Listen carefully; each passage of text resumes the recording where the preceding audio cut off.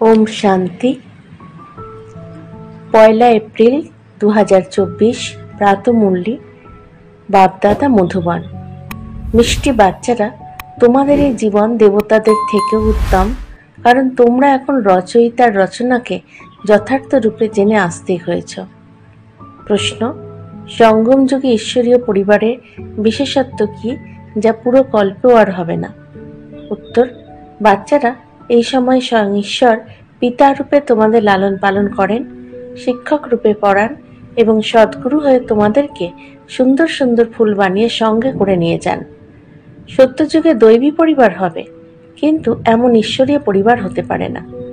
বাচ্চারা, তোমরা হলে এখন অসীম জগতের সন্ন্যাসীও আবার রাজযোগীও রাজত্ব নেওয়ার জন্যই পড়ছ। ওম শান্তি। এ হলো স্কুল বা পাঠশালা। কাদের পাঠশালা? আত্মাদের পাঠশালা। এ তো অবশ্যই ঠিক যে আত্মা শরীর ব্যতীত কিছুই শুনতে পারে না।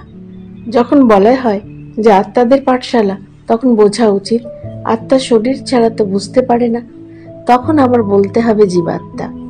এখন জীবাত্মাদের পাঠশালা তো সবই, তাই বলা হয় যে হলো আত্মাদের পাঠশালা আর পরমপিতা পরমাত্মা এসে পড়ান। ওটা হলো পার্থিব পড়াশোনা, এ হলো আত্মিক পড়া, যা অসীম জগতের পিতা এসেই পড়ান। তা এ হলো গডফাদারের ইউনিভার্সিটি। ভগবানুবাচ্য, তাই না? এটা ভক্তি মার্গ নয়, এ হলো পড়াশোনা। স্কুলে পড়াশোনা হয়, ভক্তি তো মন্দির ইত্যাদি স্থানে হয়। এখানে কে পড়ায়? ভগবানুবাচ্য।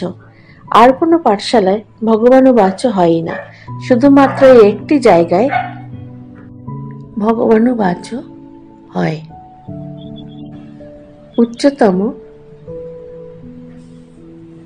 উচ্চ থেকে উচ্চতম ভগবানকে জ্ঞান সাগর বলা হয়।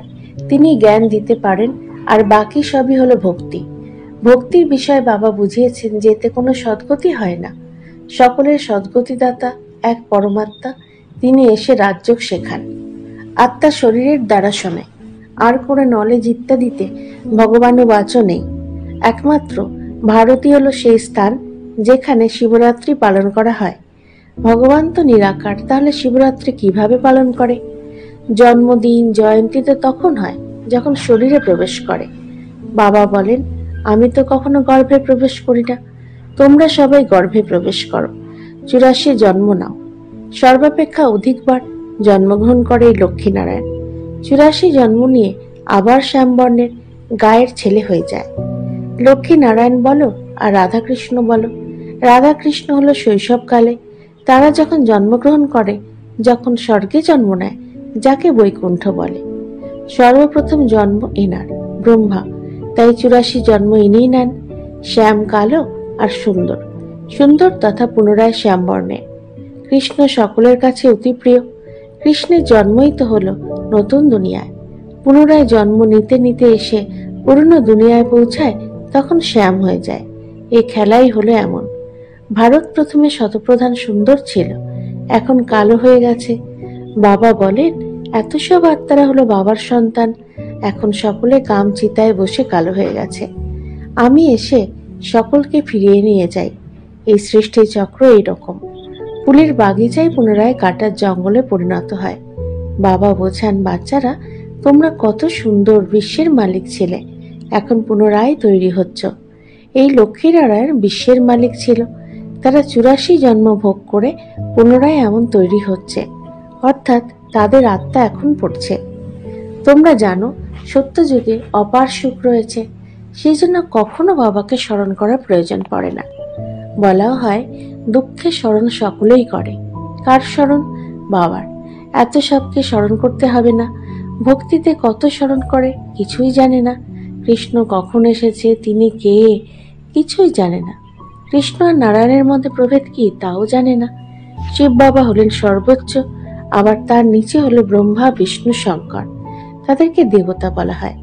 লোকেরা তো সকলকে ভগবান বলেই সম্বোধন করে, সর্বব্যাপীও বলে দেয়। বাবা বলেন, সর্বব্যাপী তো মায়া, 5 বিকার, যা প্রত্যেকের ভিতরে রয়েছে। সত্য যুগে কোনো বিকার থাকে না। মুক্তি ধামেও আত্মা পবিত্র থাকে, অপবিত্রতার কোনো কথা নেই। তাই এই রচয়িতা বাবাই এসে এখন নিজের পরিচয় দেন। আদি মধ্য অন্তের রহস্য বোঝান, যার ফলে তোমরা আস্তিক হয়ে যাও। তোমরা একবারই আস্তিক হও। তোমাদের এই জীবন দেবতাদের থেকেও উত্তম। স্মরণ করা হয় মনুষ্য জীবন অতি দুর্লভ, আর যখন পুরুষোত্তম সঙ্গম যুগ হয় তখন তা হিরে তুল্য হয়ে যায়। লক্ষ্মী নারায়ণকে হিরে তুল্য বলা যাবে না, তোমাদের জন্ম হিরে তুল্য। তোমরা হলে ঈশ্বরীয় সন্তান, এরা হলেন দৈবী সন্তান। এখানে তোমরা বলো, আমরা হলাম ঈশ্বরীয় সন্তান। ঈশ্বর আমাদের পিতা, তিনি আমাদের পড়ান, কারণ তিনি জ্ঞানের সাগর। তিনি রাজযোগ শেখান। এই জ্ঞান তো একবারই পুরুষোত্তম সঙ্গম যুগে পাওয়া যায়। এ হলো উত্তম থেকে উত্তম পুরুষ হওয়ার যুগ, যাকে দুনিয়া জানে না। সকলে কুম্ভকর্ণের মতো অজ্ঞানতার নিদ্রায় নিদ্রিত হয়ে রয়েছে। সকলেই বিনাশের সম্মুখে দাঁড়িয়ে রয়েছে। তাই বাচ্চারা, এখন তোমরা কারোর সাথেই সম্বন্ধ রেখো না। বলা হয় অন্তিমকালে যে স্ত্রীকে স্মরণ করে, তবে দেহ পসারিণী হয়ে জন্ম হয়। অন্তিম সময়ে শিব বাবাকে স্মরণ করলে নারায়ণের বংশে আসবে। এই সিঁড়ি একদম সঠিক। লিখিত আছে আমরা ব্রাহ্মণ তথা দেবতা, আবার তথা ক্ষত্রিয়। এই সময় হলো রাবণ রাজ্য, যখন নিজেদের আদি সনাতন দেবী দেবতা ধর্মকে ভুলে অন্য ধর্মে আটকে পড়েছ। এই সমগ্র দুনিয়ায় এখন লঙ্কা। এছাড়া স্বর্ণলঙ্কা বলে কিছু ছিল না। বাবা বলেন, তোমরা নিজেদের থেকেও বেশি আমার গ্লানি করেছ। নিজেদের জন্য 84 লক্ষ, আর আমাকে কণায় কণায় বলে দিয়েছ। এমন অপকারীর উপরেও আমি উপকার করি। বাবা বলেন, তোমাদের কোনো দোষ নেই। এই হলো ড্রামার খেলা। সত্যযুগের শুরু থেকে নিয়ে কলিযুগের অন্তিম পর্যন্ত এই খেলা চলে, যাকে আবার রিপিট হতে হবে। একে বাবা ছাড়া কেউ বোঝাতে পারে না। তোমরা সকলে হলে ব্রহ্মা কুমার কুমারী।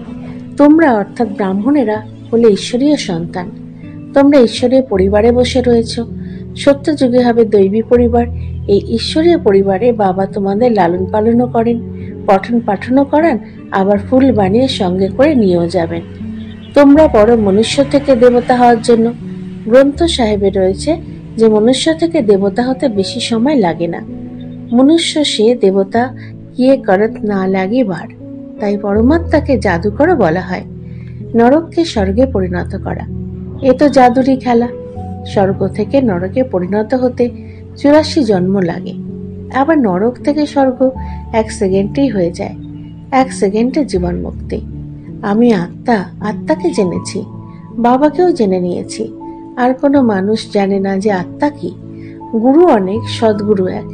বলা হয় যে সদ্গুরু হলেন অকাল মূর্তি। সদ্গুরু হলেন একজনই, তিনি পরম পিতা পরমাত্মা। কিন্তু গুরু তো অনেক। নির্বিকারী তো কেউ নয়, সকলেই বিকার থেকে জন্ম নেয়।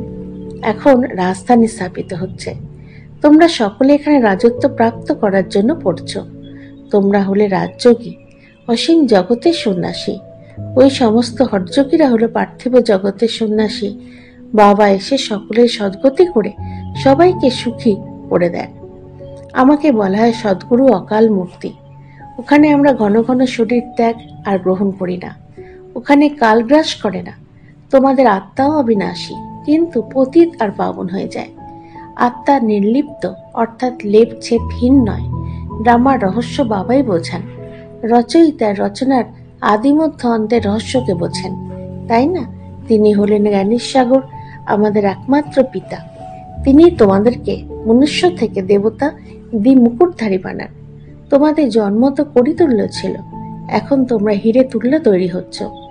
বাবাই ব্রাহ্মণ তথা দেবতা, শূদ্র তথা ব্রাহ্মণ, হাম সো হাম এই মন্ত্রের অর্থ বুঝিয়েছেন। ওরা বলে আত্মাই পরমাত্মা তথা পরমাত্মাই আত্মা, অর্থাৎ আমি সেই আমি। বাবা বলেন আত্মাই পরমাত্মা কি করে হতে পারে? বাবা তোমাদের বোঝান আমরা অর্থাৎ আত্মারা এই সময় হলাম ব্রাহ্মণ, আবার আমরা আত্মারা ব্রাহ্মণ তথা দেবতা হব, পুনরায় তথা ক্ষত্রিয় হব, আবার শূদ্র তথা ব্রাহ্মণ হব। সর্বাপেক্ষা উচ্চ জন্ম হলো তোমাদের। এটা হলো ঈশ্বরী আলয়। তোমরা কার কাছে বসে আছো? মাতা পিতার কাছে। সকলেই ভাই বোন। বাবা আত্মাদের শিক্ষা দেন, তোমরা সকলেই আমার সন্তান, অবিনাশী উত্তরাধিকারের অধিকারী। তাই পিতা পরমাত্মার কাছ থেকে সকলেই উত্তরাধিকার নিতে পারে। আবাল বৃদ্ধ, ছোট বড় সকলেরই বাবার কাছ থেকে অবিনাশী উত্তরাধিকার প্রাপ্ত করার অধিকার রয়েছে। তাই বাচ্চাদেরও এটাই বোঝাও, নিজেকে আত্মা নিশ্চয় করো আর বাবাকে স্মরণ করো, তবেই পাপ কেটে যাবে। ভক্তি মার্গের মানুষেরা তো এই কথা কিছুই বুঝতে পারে না। আচ্ছা, মিষ্টি মিষ্টি হারানিধি বাচ্চাদের প্রতি মাতা পিতা বাপদাদার স্মরণে স্নেহ স্মরণ আর সুপ্রভাত। আত্মাদের পিতা তার আত্মারূপী বাচ্চাদেরকে জানাচ্ছেন নমস্কার। আমাদেরও বাপদাদাকে ধন্যবাদ, নমস্কার। রাত্রি ক্লাস। বাচ্চারা বাবাকে জানেও আর বোঝেও যে বাবাই পড়াচ্ছেন, ওনার কাছ থেকে অসীম জগতের উত্তরাধিকার পাবে। কিন্তু মুশকিল হলো এই যে মায়া ভুলিয়ে দেয়, কোনো না কোনো বিঘ্ন চলে আসে, যার ফলে বাচ্চারা ভয় পেয়ে যায়। তার মধ্যেও প্রথম নম্বরের বিকারে পতিত হয় কাম। চোখ ধোকা দিয়ে দেয়। এখানে চোখ উপরে ফেলার কোনো ব্যাপার নেই। বাবা জ্ঞান নেত্র প্রদান করেন। জ্ঞান আর অজ্ঞানতার লড়াই চলে। জ্ঞান হলো বাবা আর অজ্ঞান হলো মায়া। এদের লড়াই অত্যন্ত তীক্ষ্ণ। অধঃপতনে গেলেও বুঝতে পারে না, আবার অনুভবও করে যে আমি পতিত হয়ে গেছি, আমি নিজের অনেক ক্ষতি করেছি। মায়া যদি একবার হারিয়ে দেয় তখন আবার উপরে চড়া খুবই মুশকিল হয়ে যায়। অনেক বাচ্চারা বলে আমরা যখন ধ্যানে যাই তখনও কিন্তু সেখানেও মায়া প্রবেশ করে, জানতেও পারা যায় না। মায়া চুরি করাবে, মিথ্যা বলাবে, মায়া কি না করায় তা জিজ্ঞাসা করো না। নোংরা করে দেয়, ফুল হতে হতে আবার ছিছি হয়ে যায়। মায়া এত শক্তিশালী যে প্রতি মুহূর্তে পতনের দিকে নিয়ে যায়। বাচ্চারা বলে বাবা আমরা প্রতি মুহূর্তে ভুলে যাই। পুরুষার্থ করেন বাবা, তিনি তো একজনই, কিন্তু কারোর ভাগ্যে যদি না থাকে তাহলে সে পুরুষার্থও করতে পারে না। এর জন্য কারোর কাছে বিশেষ আনুকূল্য পেতে পারে না। আর না অতিরিক্ত বাবা পড়ান। লৌকিক পড়ায় তো এক্সট্রা করে পড়ানোর জন্য আলাদাভাবে টিচারকে ডাকা হয়, আর বাবা ভাগ্য তৈরির জন্য সকলকে একই রকম পড়ান। একজনকে আলাদা আলাদা কিভাবে পড়াবেন? তার কথা অগণিত বাচ্চা। লৌকিক পড়ায় যদি কোনো ধনী ব্যক্তির সন্তান হয় আর অধিক ব্যয় করতে পারে, তবে তাকে আলাদাভাবে অতিরিক্ত পড়ানো হয়। শিক্ষক জানেন এই বাচ্চা ভালো, তাই তাকে পড়িয়ে স্কলারশিপ পাওয়ার যোগ্য করে তোলে। এই বাবা এমন করেন না, তিনি তো সকলকে একরস পড়ান। ওটা হলো টিচারের অতিরিক্ত পুরুষার্থ করানো। ইনি তো কাউকে অতিরিক্ত পুরুষার্থ করান না। এক্সট্রা পুরুষার্থ মানে হলো টিচারের কাছে কিছু কৃপা করা। যদি এর জন্য পয়সা নেয়, বিশেষ সময় দিয়ে পড়ায়, তাই সে বেশি পড়ে বুদ্ধিমান হয়ে যায়। এখানে তো বেশি কিছু পড়ার কোনো ব্যাপার নেই। এনার তো একটাই কথা, একটাই মহামন্ত্র দেন, মনমনা ভবন। স্মরণের দ্বারা কি হয় বাচ্চারা, তা তো তোমরা বোঝো। বাবাই পতিত পাবন, তোমরা জানো তাকে স্মরণ করলেই আমরা পবিত্র হয়ে যাব। আচ্ছা, গুড নাইট। আমাদেরও বাপদাদাকে ধন্যবাদ। Good night. ধারণার জন্য মুখ্য সার: 1. সমগ্র দুনিয়ায় এখন কবরে পরিণত হবে, বিনাশ সম্মুখে এসে গেছে, তাই কারোর সঙ্গে সম্বন্ধ রেখো না। অন্তিম সময় যেন একমাত্র বাবাই স্মরণে থাকে। 2. শ্যাম থেকে সুন্দর, পতিত থেকে পবিত্র হওয়ার এটাই হলো পুরুষোত্তম সঙ্গম যুগ। পুরুষের উত্তম হওয়ার এটাই সময়। সদাই স্মৃতিতে থেকে নিজেকে কড়ি থেকে হিরে তুল্য বানাতে হবে। বরদান: জ্ঞান ধনের দ্বারা প্রকৃতির সব সাধন প্রাপ্তকারী পদ্মা পদম প্রতিভব। জ্ঞান ধন স্থূল ধনের প্রাপ্তি শতই করায়। যেখানে জ্ঞান ধন আছে সেখানে প্রকৃতি সততই দাসী হয়ে যায়। জ্ঞান ধনের দ্বারা প্রকৃতির সব সাধন শতই প্রাপ্ত হয়ে যায়। সেই জন্য জ্ঞান ধন হল সকল ধনের রাজা। যেখানে রাজা আছে সেখানে সর্বপদার্থ শতপ্রাপ্ত হয়। এই জ্ঞান ধনই পদ্মপদম পতি বানিয়ে দেয়। পরমার্থ আর ব্যবহারকে স্বাভাবিকভাবেই প্রমাণ করায়। জ্ঞান ধনে এত শক্তি আছে যে অনেক জন্মের জন্য রাজাদেরও রাজা বানিয়ে দেয়। স্লোগান: আমি হলাম কল্প কল্পের বিজয়ী আত্মা। এই আত্মিক নেশায় মার্স থাকলে মায়াজিত হয়ে যাবে। ওম শান্তি।